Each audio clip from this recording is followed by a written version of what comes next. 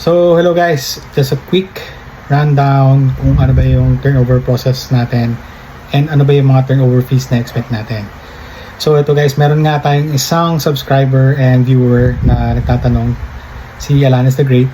So, makikita natin sa question niya, ano ba daw yung mga expect natin mabayaran and ano ba yung mga extra charges. So, guys, wala namang extra charges but this is our obligation na kailangan natin mabayaran. So, yan, makikita nyo dito sa table na to.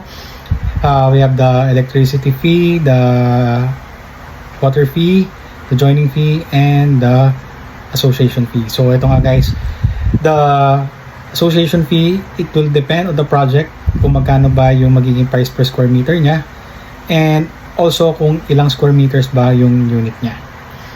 So, yun nga guys, if you have any questions, just feel free to ask. Message lang ako, then I will be glad to help you.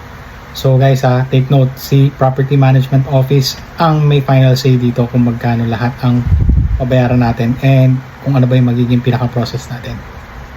And guys, thank you and have a great day ahead.